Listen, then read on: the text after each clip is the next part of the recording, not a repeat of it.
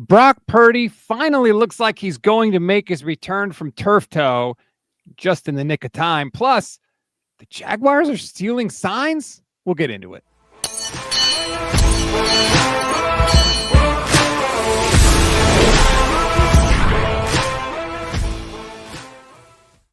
What is good, everybody? Welcome to another Gold Standard podcast, part of the Pro Football Insiders. I'm Rob Stats Guerrera alongside Michelle Majuk. Michelle, how are you on this fine Friday? Oh, I'm living life. I have my big mimosa after a stressful morning, and I'm ready to talk about the 49ers getting their fourth straight win. It's going to happen, baby. I hope you're right. By the way, that was very difficult for me to say your name because I was listening to your other podcast, one of your other podcasts, The Analyst in the Armchair, and I realized I've been saying your name wrong for 2 years we've been doing the show? What are you talking about? How do you normally say it? I usually say Michelle Majuk, but I'm listening to the show and I hear... My name is Michelle Majuk. I've been saying it wrong. It's close enough. I mean, I'm so used to people butchering my name as long as it's like, I mean, that's very close. You have it. I don't know. I don't even notice. I feel like I say it different each time. Sometimes if I'm lazy, I say Majuk, it'll always come out different. Here's the thing. I have an obsession with getting names right to the point where I clipped just you saying your last name and I played it on a loop over and over and over today for like a minute because I want to get it right. Like it just bugs me. It's one of the things in my head. So I didn't notice it at all. So I thank you for putting in so much effort. But I didn't even notice you changed it at all. Okay.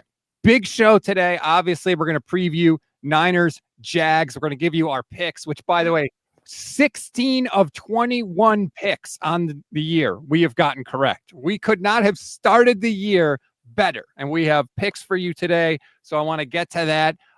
Robert Saleh said the Jaguars are stealing signals in a legal way, which I thought was really interesting. We'll let you hear the audio for all of that. Really quick, Thursday Night Football last night, as you were watching, as a Niner fan, were you rooting for the Seahawks or the Cardinals? For some reason, I was rooting for the Cardinals by the end of the game. I don't think I really cared because honestly, going into this matchup, I was like, I think both of these teams are overrated, especially the Cardinals. So the Cardinals winning and being 3-1 would not have scared me at all. But I think even in this game, they both showed there's nothing to be scared of, right? Like the Seahawks did look like the better team for the majority of the game, but a lot of stupid mistakes by the Cardinals. Marvin Harrison Jr. has forgot how to catch a ball somehow. So it's like, or run a route. So it's like the Seahawks weren't that impressive. And then they let the Cardinals come back and outside of that bad kickoff. Well, why do these guys keep doing that at the end of games, not being able to get it in the landing zone? It's so odd. I went to the bathroom real quick because I thought there was going to be overtime. And then I come back and I'm like, they're about to kick a field goal? How? There's like 2 seconds left.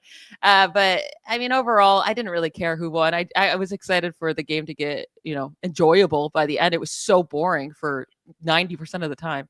Yeah, I don't know what these coaches, they're so obsessed with trying to win the field position battle. At that spot with I think there was 20 seconds left, just kick it into the end zone. Kick it through the back of the end zone. Give them the ball at the 20 or 35-yard line, whatever it is. Don't get cute with it and give them the ball at the 40. That was dumb. It basically put them a couple of completions away from field goal range.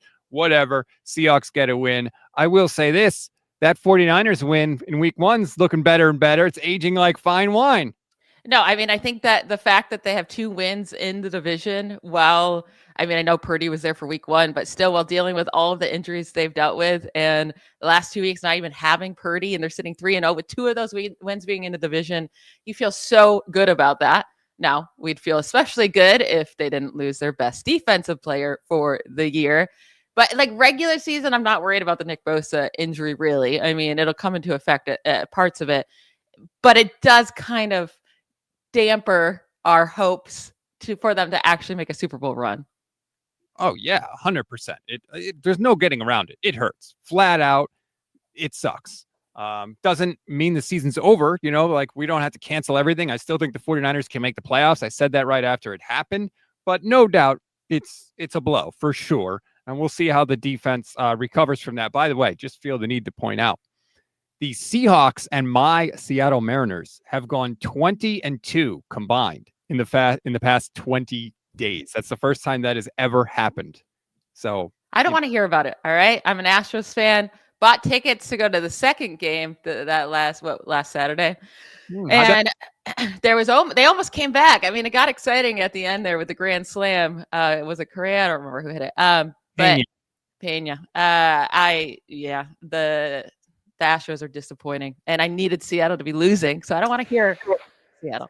Hey, when your team has 2 playoff appearances in 25 years, I get to gloat when they actually go. Okay, and that's the Seattle Mariners. So I just had to sneak that in just to get my little Mariners love in there on the program. All right, let's get to this game, Michelle. It looks like Brock Purdy is going to be back for the game. No one has confirmed it. Brock Purdy said yesterday, I like where I'm at. Kyle Shanahan said if he continues to trend in the right direction, it looks like he's going to go. If Brock Purdy is back, even without George Kittle, even probably without Juwan Jennings, who hasn't practiced this week, are you favoring the Niners in this one? Absolutely, because Trevor Lawrence is so bad.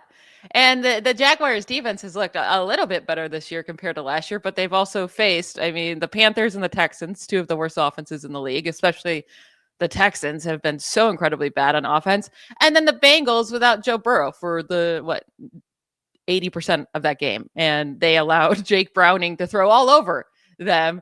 And then you see what Jake Browning does the next week against the Vikings. So not worried about the Jaguars defense. And I'm definitely not worried about Trevor Lawrence, who I cannot believe he got paid. Like, he didn't do anything before getting paid to earn that. And he certainly has not proven that he is capable of getting that amount of money at all. So yeah, the Jaguars are just a bad team.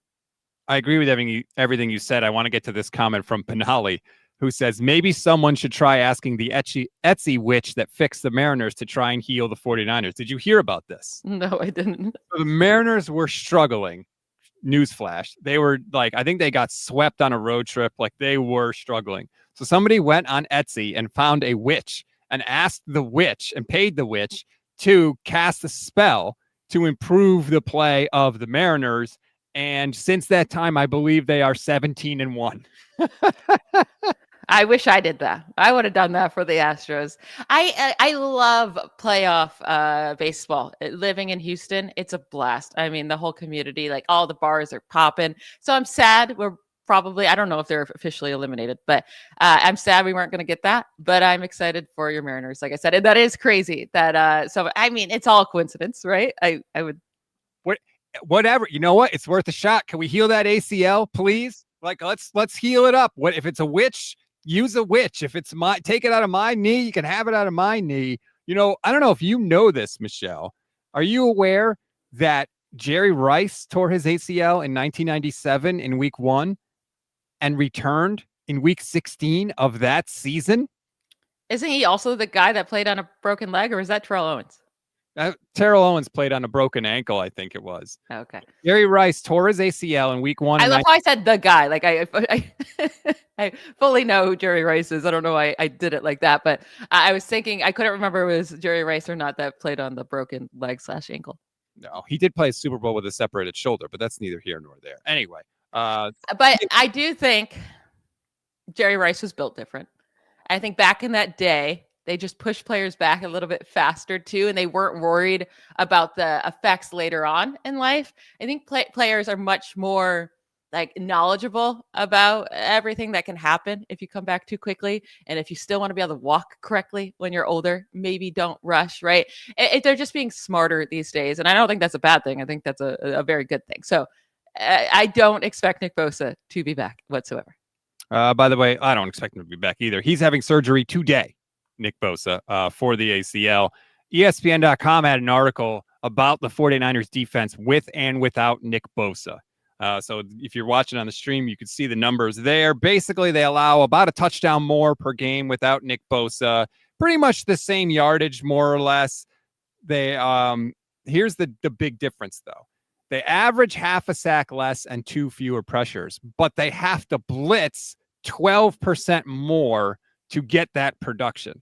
So what that to me means is they're still going to be able to get pressure, but they're going to have to blitz more to do it, which means the defense is going to be more vulnerable just in general, because when you're blitzing people, you put a lot more pressure on your secondary. So that is, I think, the big difference that we'll see. We'll see the blitz numbers from Saleh go way up now that Bosa's not there.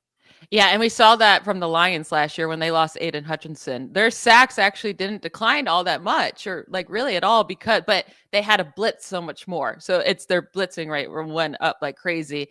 And they actually held on, right? Their defense wasn't bad until they got so many injuries they couldn't overcome it. So yeah, it stinks that maybe the secondary is going to have to step up a little bit more. But I do think like with this schedule, they can live without Nick Bosa.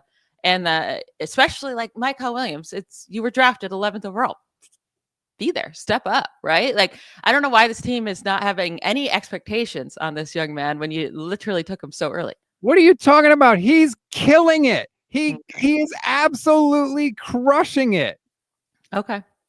Just because he doesn't have 15 sacks, he is absolutely. You're the one that hates on the almost sacks. No, you do need some sacks, yeah, but just because you're not getting sacks doesn't mean you're not contributing. Doesn't mean you're having a bad, season or whatever. Michael Williams is friggin' fantastic, man. They brought him in to stop the run. He has absolutely been doing that. He has gotten better every week. The first week you were like, is he even out there? What number does he wear? Now it's like, there he is, 98, 98, 98. I couldn't be happy with what Michael Williams is doing. Now, would I be even more thrilled if he got more sacks? 100%. But if he just keeps doing what he's doing, to me, they crushed it with that pick. According to PFF, they did not, but their grades can be wrong. He has a 56.5 defensive grade, a 50 run defensive grade, a 59.7 pass rush grade. He has obviously 0 sacks, 1 quarterback hit. But yeah. I don't really care what PFF says. When I watch him, to me, he's all over the place. There was that nugget. I'm trying to find it now. Damn it. Why can I never find the tweets when I need them? I save them all, but then I save too many. And so when I need them, they can't find it. Okay. With Michael Williams on the field, the Cardinals had 14 design runs. They gained 2.5 yards per carry on those runs with Michael Williams on the field. That's exactly what he was drafted to do. Yeah, but the Cardinals haven't been able to run all year long. So we don't know if that has anything to do with Michael Williams or the Cardinals just stink. I mean, they haven't had a good rushing game. Because they've been playing Michael Williams. Every game? To me, I couldn't be happier with what he's doing. Now, great. Get some sacks, yeah, but I think he's been getting better every game. He generated 6 of the 22 pressures, by the way, and he left the part of the game with a friggin' wrist injury. And he came back in, and he was still good. Well, hopefully he could step up. You're a hater. That's what you are. Yeah, whatever. You didn't like the pick, and you haven't liked it since. No, I thought he has to show way more before I like it. Good morning, Tanisha. Appreciate you hopping in the stream. Shout out to Tanisha and all our YouTube channel members. We really appreciate it. What else did I want to? Oh, yeah, let's get to this. So this, of course, I didn't put it on the thing. All right, give me 1 second, and I'll get the audio. Robert Saleh yesterday gave a press conference, and he said during the press conference that the Jaguars do a really good job of legally stealing signals, which I was like, oh. There's a legal way to do it?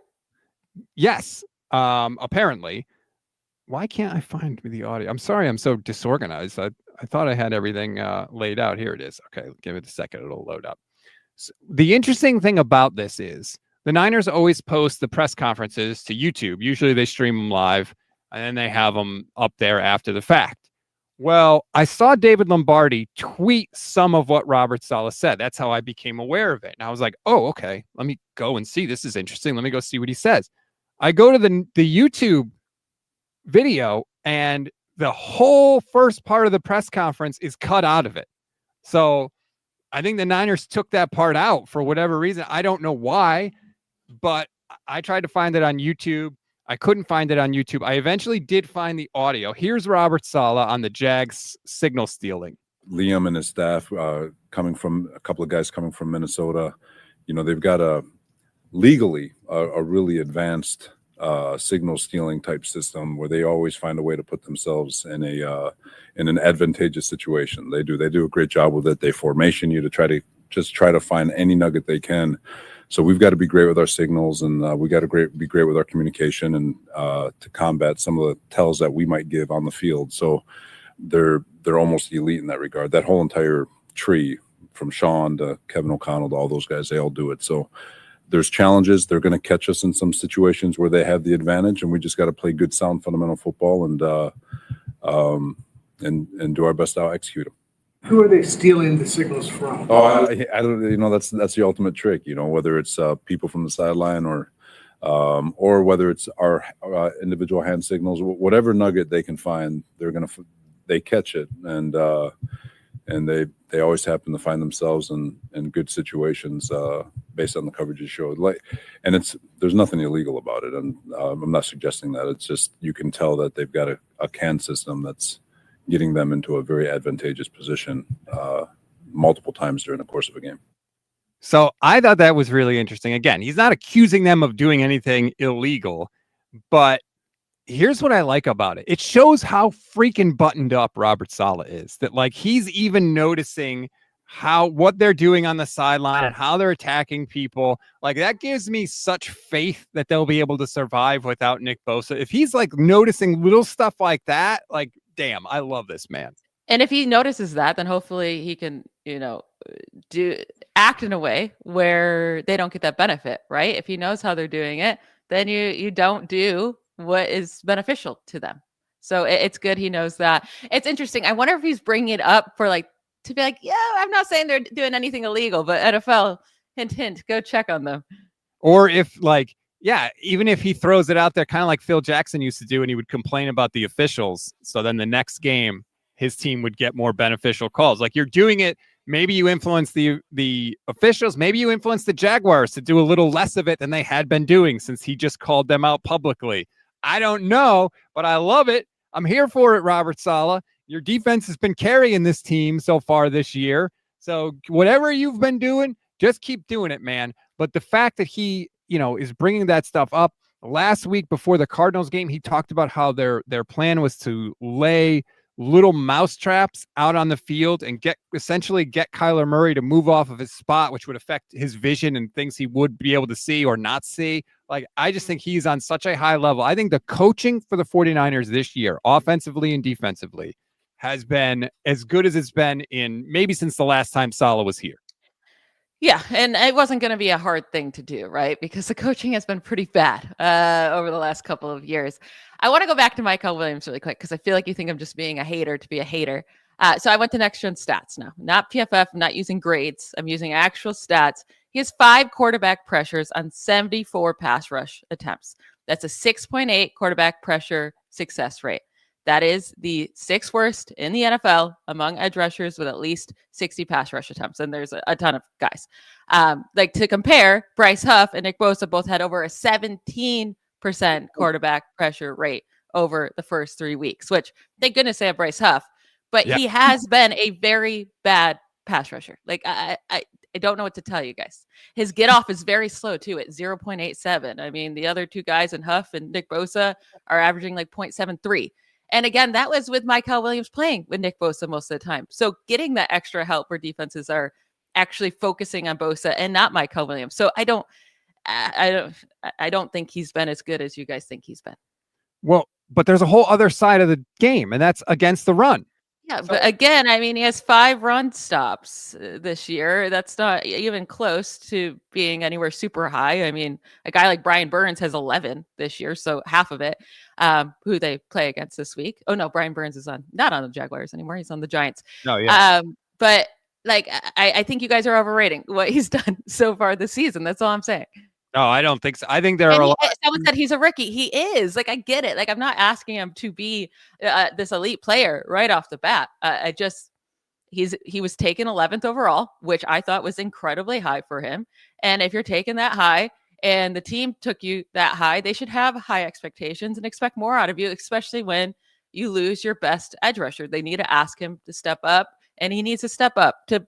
If you're a rookie and you keep putting up this performance throughout the year, if it doesn't get better, he's going to have a highly, highly, highly disappointing season.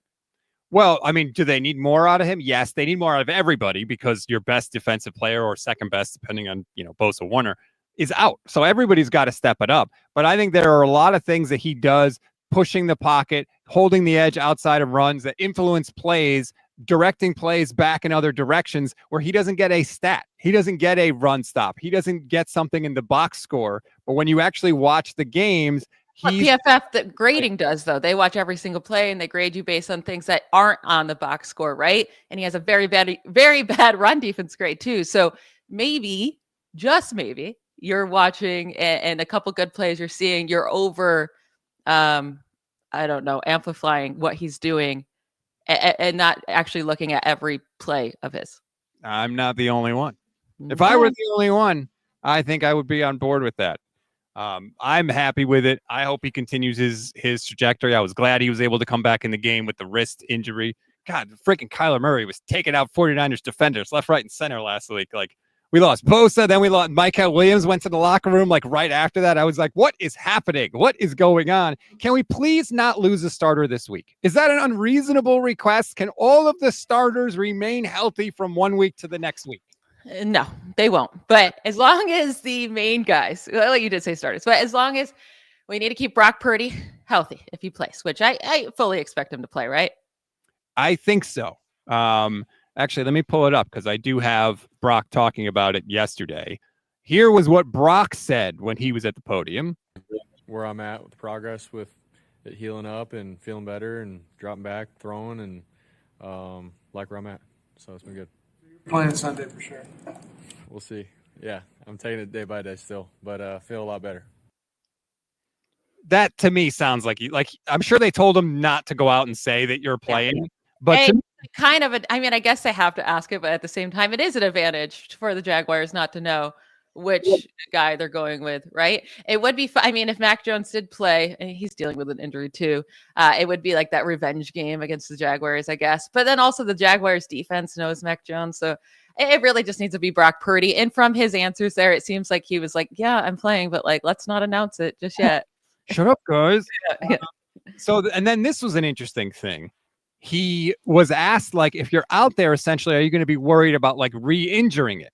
And here's what he said, and pay close attention to this answer because he does something there that he should have been called out for. If I'm playing, I'm going to be feeling good. That's all I know, and if I'm not ready come game time, then I'm not ready, So when I step out in the field, I want to play quarterback just like Brock Purdy has always played quarterback. And so, that's how I'm looking at it, and I don't want to go out there thinking about anything else on my body if it's not feeling right. So if I'm playing, I'm going to be feeling good, and I'll leave it at that. He went third person on us, Michelle. He said if Brock Purdy's going to be out there playing quarterback like Brock Purdy's always played quarterback, Brock's going third person. I feel like after that, he probably already like gave himself the ick. I don't know if he's going to keep rolling with that. He tried something out. It didn't work. I didn't like it. It was fine. It's goofy and funny. My biggest concern with him playing with the injury is that will he still be willing to scramble, right? Because that's been such a big part of his game as of late and has really helped out the team, especially with the injuries. When he can't find a guy open, he just takes off and runs, and that's been fantastic. Will he be willing to do that and risk re-injuring, or is his foot even good enough to do that, right? So those are the worries, but it's not like if you play Mac Jones, you're getting any scrambling ability. Right. Purdy could have one foot and be a better runner than Mac Jones. So it's not like you're losing anything there from playing Purdy. I agree. At worst, he's got the mobility of Mac Jones, which is the other guy you could play. So, and Mac Jones has even got a bum wheel because his knee is banged up too. So he's going to be even less mobile than he normally is, which is already frightening. I feel like if they can just shoot up that toe, right? Make him not feel it for... I don't know. I think supposedly it's getting better. The way you get turf toe is that basically a lot of the times what happens is your toe is in the ground and usually the heel of your foot gets either pushed into the ground or pushed forward. And so the ligaments like on the bottom of your foot get stretched out. And so a lot of the times what they do is they try and give you like a steel tipped shoe, or they put some sort of like metal reinforcement in there so your toes don't bend as much, so that hopefully the ligament doesn't get stretched out to that point again. I'm sure it's a thing that can get re-aggravated very easily. But what are you going to do? Like, they're all dealing with something at this point, right? And especially if your backup quarterback is banged up, you don't want Adrian friggin' Martinez out there starting. Like, no.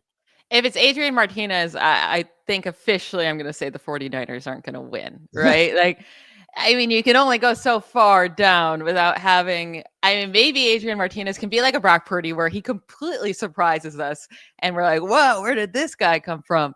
But very unlikely. And as much as I don't think the Jaguars are good, I think they could still, force. They've been forcing turnovers. That's one thing they've been able to do this year, forcing the interception. So they could force enough turnovers, and Christian McCaffrey would have to be God again to get that win. So just hopefully, I mean, if Purdy can't end up going, then hopefully it's Mac Jones. But if Mac Jones can't go, I'm sorry, Purdy, you got to just play through the pain. Yep. You got to just do it. Yeah, we need you. Maybe we'll have to hand it off. And maybe you say, do not run, right? And that will stink not to have that part of your game, and that's going to make the game harder.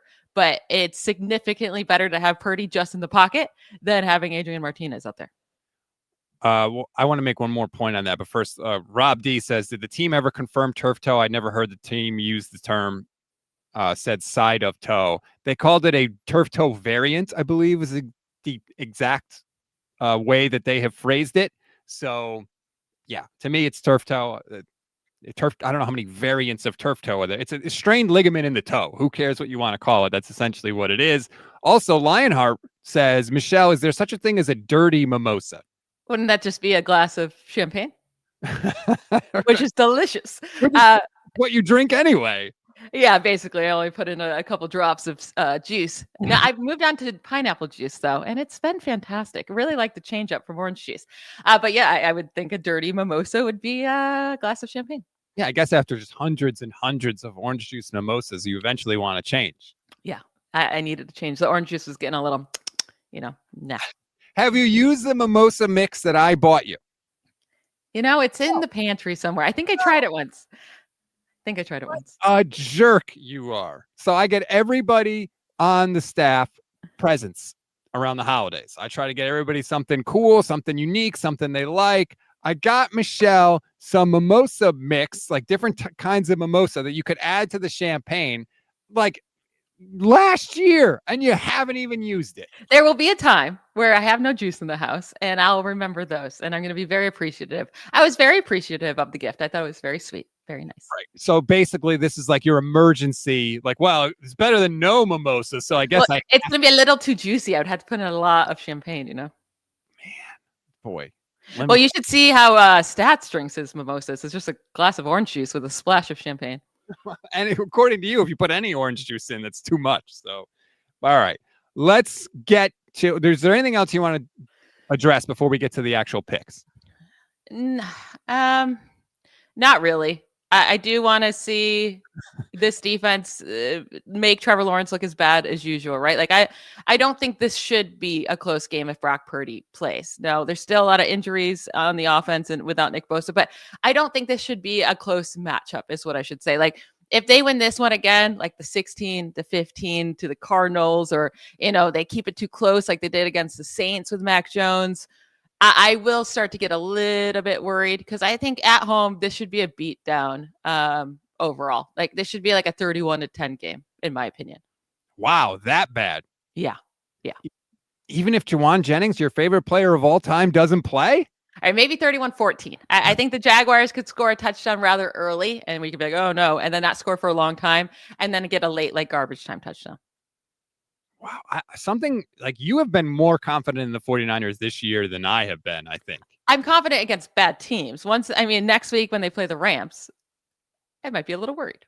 The 49ers, well, here's the thing. With this schedule, the 49ers can beat anybody they play, but because of the state of the team and God knows the injuries at any given time, they could easily lose to any team that they play. So that's why there were times, a couple of years ago where I would go into games being like, there is no way they're losing this game. Like I felt that way pretty much every week. Now it's the complete opposite. Now I'm literally, biting the nails, freaking out after every drive. I will be worried about this team moving forward if they lose to the Jaguars. However, this is a game they could afford to lose. It wouldn't be the end of the world. It's an AFC team. They're already 2-1 in the division, 3-0 in the conference. So it's not the end of the world if they lose. And teams lose to teams they shouldn't every week, right? The Packers just lost to the Browns last week. But with this game being at home and the Jaguars looking how they're looking, I just want the 49ers to show, hey, it's not about just us playing bad teams this year. Like we're actually a really good team, even with all of our injuries, and watch out once we get our offensive guys back. And if they eventually, when they do, like we already talked about Brandon Ayuk, Chew Dog says add peach juice and have a Bellini, Michelle, instead of the mimosa. But then Bellini, Michelle, is not the same. It doesn't hit the same. Yeah, no, mimosa, Michelle. I will say, are we worried about Nick Bosa ever getting back to himself with this being the second ACL tear in the same knee? Yeah. Oh, 100%. Matt Barrows had a good article. Basically like the way that they do it is they drill a hole in your knee and then they put the tendon in there and they reconnect everything. Well, he's already had one on each knee. So presumably they found already the best place to drill in his knee the first time they repaired the ACL. Yeah. So then how do they do it this time? How does it affect it? The good news is it appears to be just an ACL, no other damage in the knee. So that at least is encouraging, as opposed to the first time he got hurt in the NFL, which was horrible. It was everything was his knee. It was all jacked up. So that's encouraging. But yeah, no, it's absolutely a concern, especially because, he's not as young now as he was when he did it half a decade ago. Yeah. And I think at the very least, it's going to shorten his career, right? Like his knees are going to get worn out faster. Even if he is able to come back and be a great pass rusher next year or the year after, I do think this still shortens his career of how long he could do it for. It's not going to help. That's not going to make anything better. It's not like he's going to come back stronger than it ever was. Like Tommy John in baseball, if you have Tommy John surgery, sometimes your arm actually does come back stronger because they use a different ligament than the one that's actually in your arm to fix it. They use a stronger ligament. So sometimes you can throw harder. This is not that. So we'll see. I mean, if anybody can do it, Nick Bosa can do it. The quote unquote good news, you would like to think, hopefully, is that because it's so early in the year, hopefully he'll be able to be ready for the start of next season. Unlike, Brandon Ayuk, obviously, who God knows when he's going to be back. Bosa was back for week 1 when he came back from the previous ACL injury, which was, again, much worse, we think, than this one. So that is a good sign. But no, it's absolutely on the table. It has to be. We like to think of these guys, he'll have the surgery, heal up, and be fine. But they're human beings. Doctors screw up surgeries. Sometimes you just don't bounce back. They have to come back to such a high level of performance. It's very difficult to do. Yeah, that's unfortunate. I think that's the worst part about this injury. It's just like the long-term effects of it. It's not like, okay, we got to just survive the year without him. It's like, do we ever get that Nick Bosa back? And he looked so good. He was playing so good against the run, against the pass. He was making impact plays at the ends of games. Like, Saleh said basically he thought it was the best Nick Bosa has ever looked. And that is the part that is just a gut punch. He looked that way. Fred looked that way. Like, God. But yeah, there's nothing we could do about it now. So, we got to move on. And we'll cross all the other bridges when we get to him. Like Benali says, if Michael becomes a guy this season, the Niners might think about considering not extending Bosa. I mean, they don't have to. He's under contract for next year. So, it's not like he was due to be a free agent. But will they sign him to another deal after this one expires? I think that's got to be considered up in the air at this point. I mean, yeah. And unfortunately, now with the edge rusher contracts, it's going to be a ton of money. So they really have to take that into consideration. Oh, Gary in the chat doesn't like me very much, Michelle. He says, I wish this was her show. This guy is horrible. He just complains all the time. Never optimistic. A male talking about biting his nails.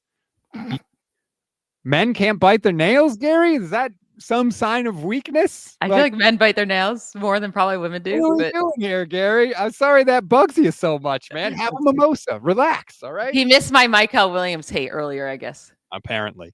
All right, let's get to the picks. There's a lot we could make this season, so let's do it right now. And if you're going to make picks, please do it with Sleeper. Use our promo code GSP and you'll get up to $100 match on your first deposit. Terms and conditions apply. See Sleeper's terms of use for details. Currently operational in over 25 states. Check out Sleeper today. And I want to mention again, because it's awesome, we are 16 for 21 on the year. We have never gotten more than 2 picks wrong in any week so far this season.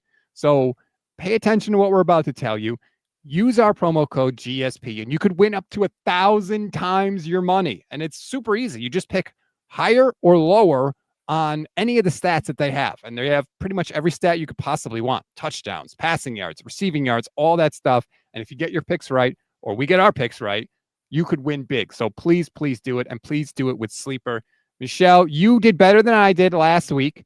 And the week before. Yeah, you've never gotten more than one wrong any week this year, and you were perfect in week 2. So last week you had Christian McCaffrey over 110 or more than 110 yards from scrimmage. Kyler Murray less than 220.5 passing yards, which you almost never take less on anything. Now, you did get the James Conner number wrong, but he got hurt in the third quarter. So I think you would have gotten that one right if he had played. I had Christian McCaffrey more than 36.5 receiving yards. Kyler Murray more than 28.5 rushing yards. So we're here for you every week, and this week is no exception. So what do you got? The easiest one. So I'm just going to take it, right? You can take it with me. We can both take it. Okay. Christian McCaffrey, more than 44.5 receiving yards. Yes. I mean, come on. He's averaging 71 receiving yards per game this year. Has beat this number easily in each of the 3 weeks: 73, 52, 88. He's averaging 10.7 targets per game. No running back. So McCaffrey already holds the record for most targets per game in a season by a running back at 8.9 in 2019. LaDainian Tomlinson is second most at 8.6. I don't expect him to keep seeing this amount of targets once other guys get healthy, but how is he not going to hit 44.5 receiving yards, especially no matter if it's Brock Purdy or Mac Jones, with them, not able to scramble back there with their injuries as much, especially Purdy, who does take off and scramble. He's going to totally use Christian McCaffrey as that outlet whenever he's in trouble, easily hitting this. Christian McCaffrey is on pace for 141 receptions this season. 141 receptions. Just for context, that would be the 4th most catches anybody has ever had in a single season in the history of the NFL. So you're telling me he's not going to get 44.5 receiving yards in the game? They have to go to him. It's Ricky Pearsall. It's Christian McCaffrey right now until George Kittle gets back, especially if Jawan Jennings continues to miss time. Now, I know Demarcus Robinson's coming back, so, there's that. I don't think it's going to affect it that much. Whenever they get into trouble, they go to Brock Purdy, or they go to Christian McCaffrey, excuse me. I had this too. More than 44.5 receiving yards to me is the pick I'm most confident in.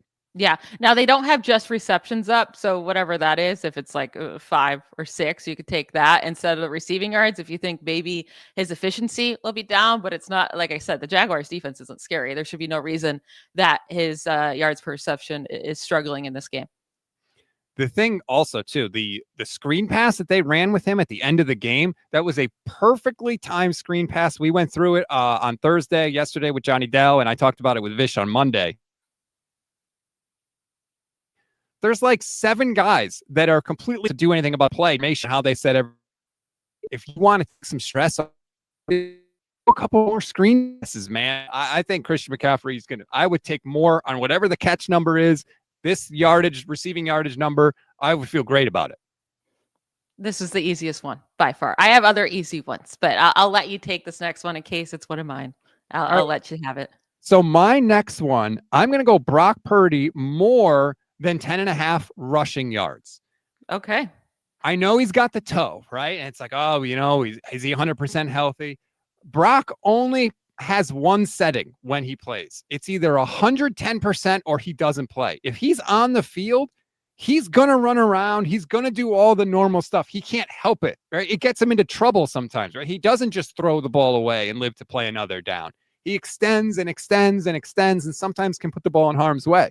So if he's there, I don't see him being like, well, I know I could run, but I'm not going to because of my toe. He's going, all right? And Brock Purdy has eclipsed 10.5 rushing yards pretty much every time. What did I write down here? I had a good nugget on this.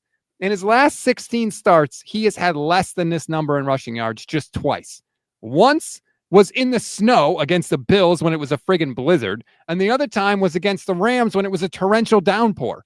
Other than that, he has hit it 14 out of his last 16 starts. So, yes, Brock Purdy, more than 10.5 rush yards. It's so funny because I have like a similar thing on him, but I'm taking his more than 244.5 passing yards. So I'm taking his passing, you're taking his rushing. I like the rushing though. But instead of worrying about the toe and if they just have him back there to pass and they tell him not to run, I'm going to stick with the passing yards because in week 1, he had 277. So I easily destroyed this. And the Seahawks defense is much better than the Jaguars overall.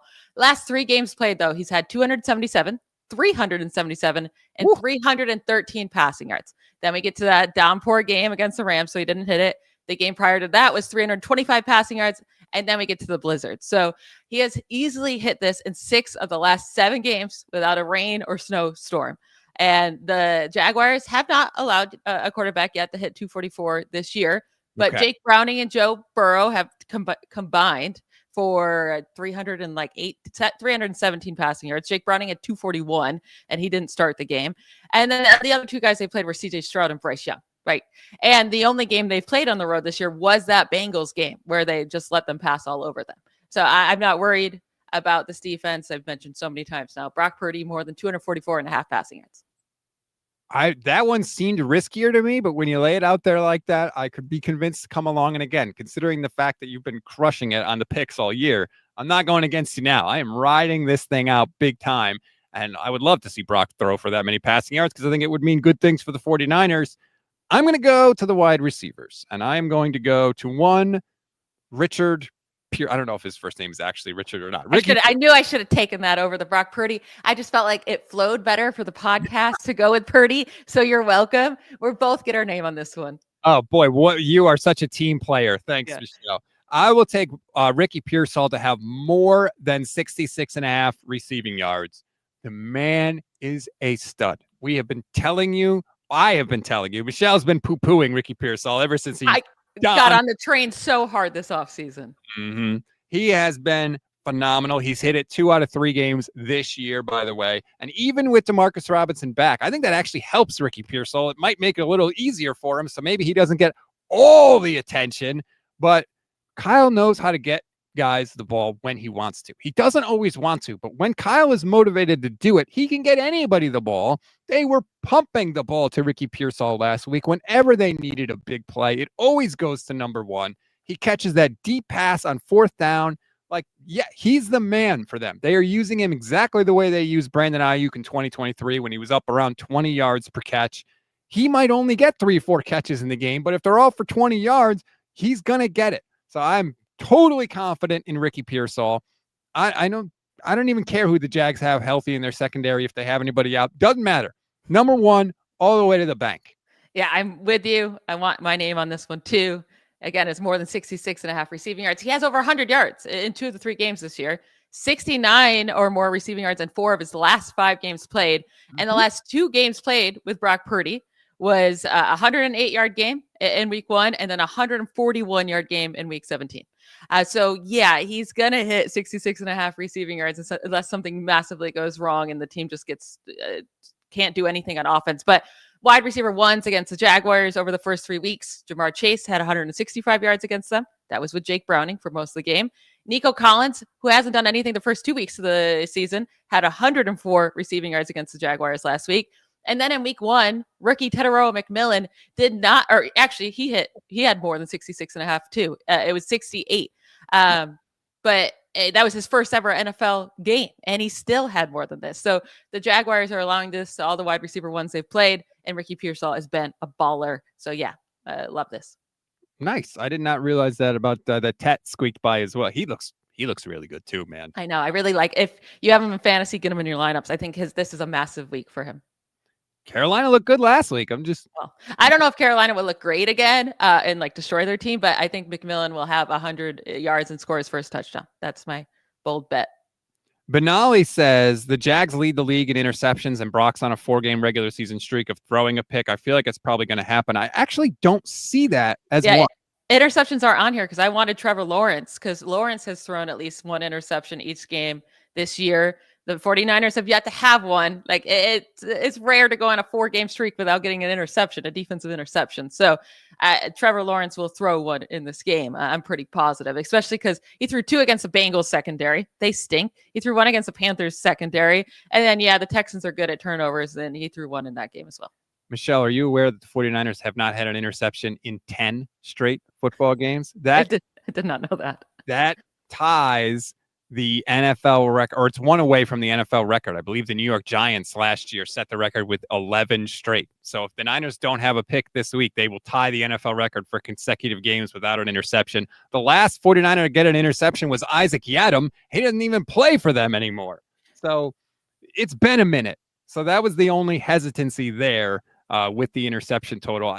Look, sometimes when who was it? Jim Harbaugh described it like a jar of olives. Like you turn a jar of olives over and none of them fall out. But then if you take one out, then they all come out of the jar. Sometimes it's like that with turnovers and interceptions. You can't get any, you can't get any, you can't get any. And then all of a sudden you get one and then bam, they just start coming everywhere. Hopefully that will happen because we could use some. You don't always want to rely on fumble luck to generate your turnovers. Yeah. I mean, they need to come up with one, especially against Trevor Lawrence. We have a super chat here. I'm clicking on it. It's not coming on the screen, so I apologize. But Joseph Faccio says, Eddie Pinheiro to hit at least 3+ field goals. That's a lot of field goals. I hope he doesn't because I want them to score touchdowns instead. He did get 2 last week. How do you feel about 3+ field goals for Eddie? I could see this being a game where the 49ers are moving the ball down so easily, right? And then they just keep getting stuck in the red zone.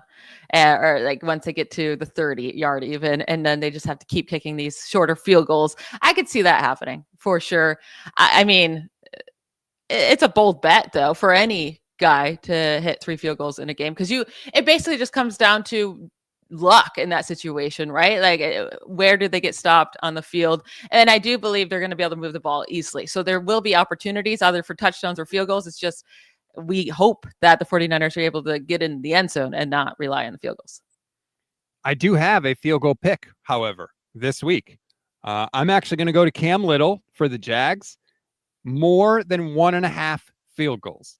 I could easily see this being a game, especially without Nick Bosa, where the Jags are actually able to move the ball down the field, but Saleh can do enough and the rest of the team can do enough to keep them out of the end zone enough times to where Cam Little's going to have an opportunity, especially with his leg, Michelle. It's not like they need to get down to the 20-yard line to kick a field goal. He can make a 70-yarder in the preseason. So, like, they don't even have to get particularly close to the end zone for him to hit one of these. Maybe at the end of the half, they try one of these crazy long field goals, but the number is 1.5. I don't think it's crazy unreasonable for the Jaguars to get 2 field goals in the course of the game. So I will take Cam Little more than 1.5 field goals made.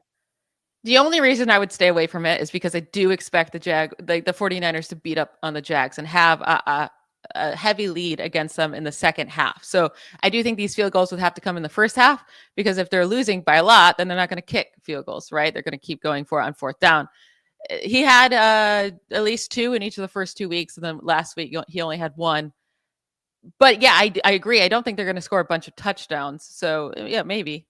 I just would stay away from it, but I don't hate it. Boy, there's a vote of confidence in my pick. How about, Rob, you've been killing it all year. That sounds like a great pick. It's bold, but I believe in you. How about that? Nah. I don't need to coddle you. All right. Do you have any others?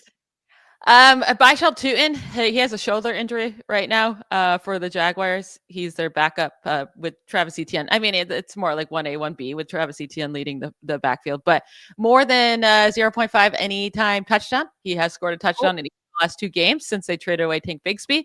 When they get around the goal line, if they do get around the goal line in this game, I mean, he's just a bigger back than Etienne. So they've been going to him. And I like the anytime because he scored 1 receiving, 1 rushing, but he looks good, right? So I like that, but he is questionable with a shoulder injury. So just watch out for that. And then I don't want this one on the board, but Brian Thomas Jr., I won't be surprised if he catches a touchdown in this game. He had 10 last year, none this season so far, and so many close ones. Like they just cannot connect him and Trevor Lawrence, but one will come sooner or later. I just don't want to root for it, so I don't want it on the board. So you want credit if he gets it, and you want no penalty if he doesn't get I won't take credit if he gets it. We don't have to do it on my record. I just want to say, like, if you need, because like if you're playing on Sleeper, you can't just pick all this players from one team. You need to pick it from other team. Now, it doesn't mean it has to be the Jaguars. You can go to a different game. But I'm just saying, if you're looking for a Jaguars pick, that could be one. That's also why I went with Cam Little for the same reason, just to have somebody on the other side. It's interesting that Jawan Jennings is on here because he hadn't practiced all. Normally, when there's a question of is a guy going to play, they're not on the board for you to make a pick. Yeah. So it's interesting that he was there. But then like some of the other 49ers stuff isn't there. It's kind of a weird mix what's going on with this board right now. But like, for instance, last week when we did the show, we didn't know because of the quarterback situation, they didn't have Ricky Pearsall up there. So we couldn't pick anything with Ricky Pearsall. But I was telling everybody and tweeting it out, especially on Sunday, like, whatever the number is, pick more than. And oh, by the way, we were right on that too. So just saying, those are the picks for this week. Again, we have been crushing it. 16 of 21 correct on the year.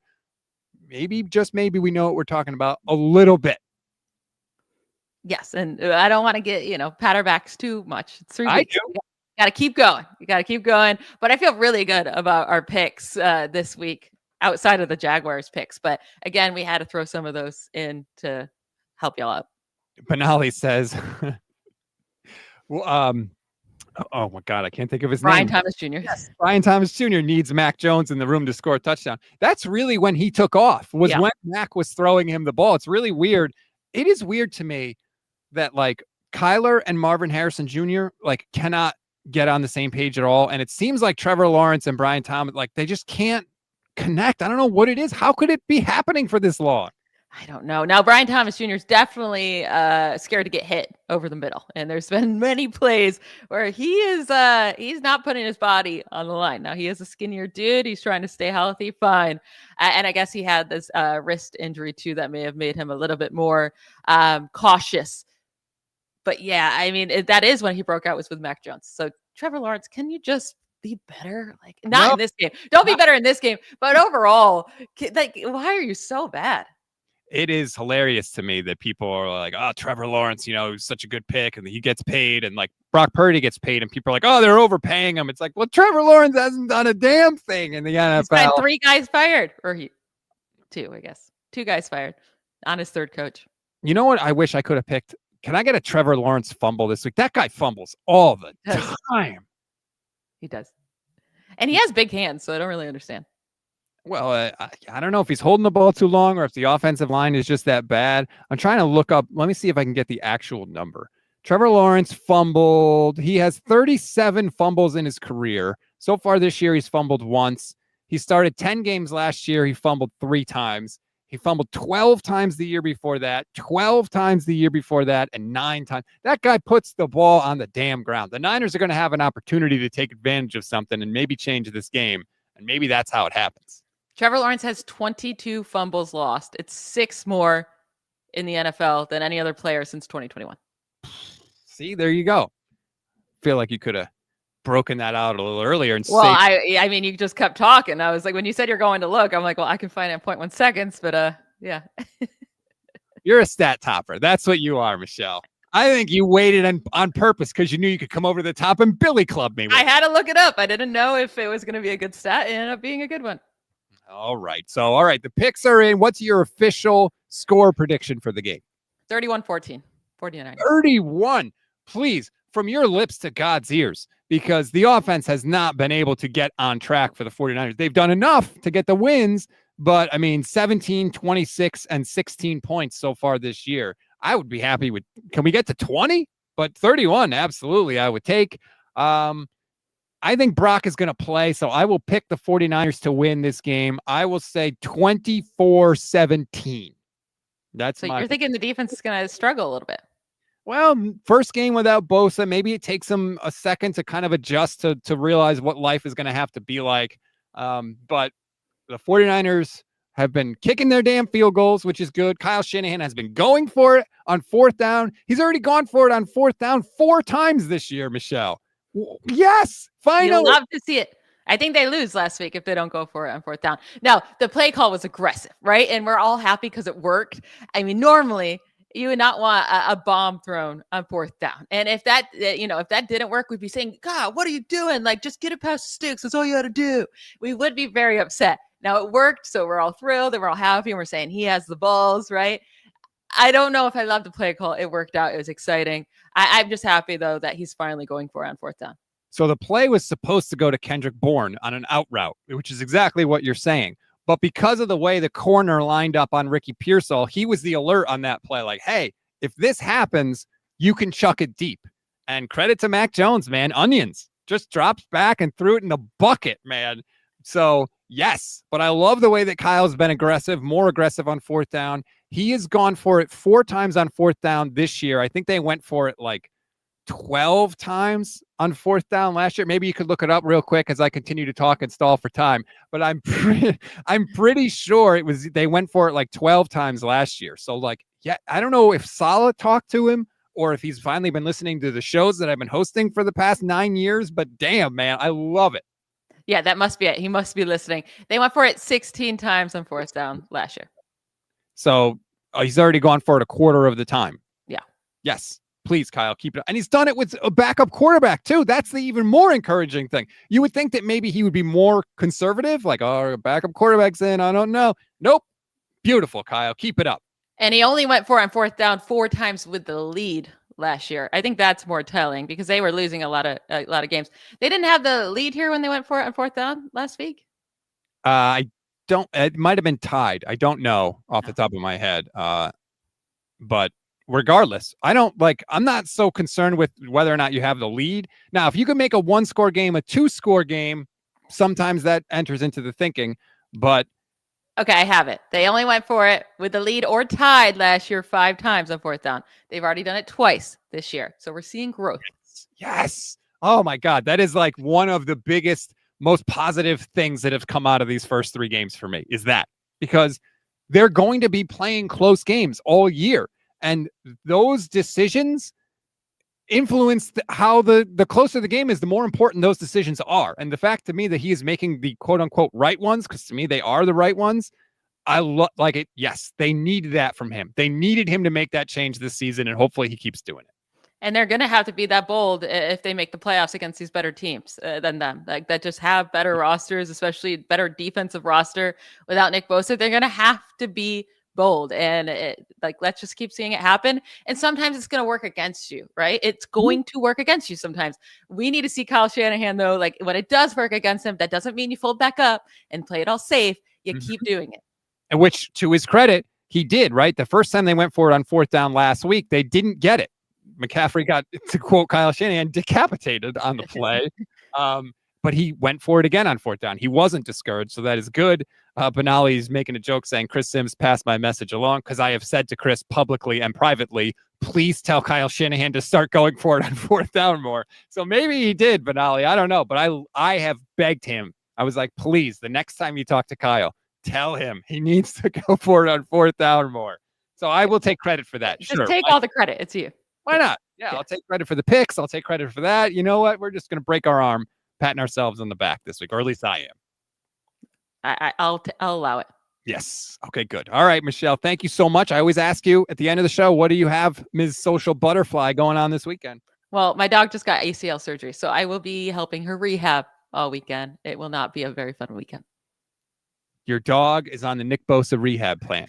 Yeah, and she tore both, so it won't be just the one we got to go through. She can only go, have the surgery on the one because she has to be able to walk somewhat over the next 6 months, and then she'll have to go through it again. We already have another dog that tore his ACL twice last year, so it's a lot of ACL tears in this family. What do you got? The Levi Stadium turf in your house? What, you got the Niners training staff living with I'm actually thinking it might be our floors. I mean, they slip on them sometimes, and this might be the most expensive kitchen floors we've ever bought in our life with these ACL tears.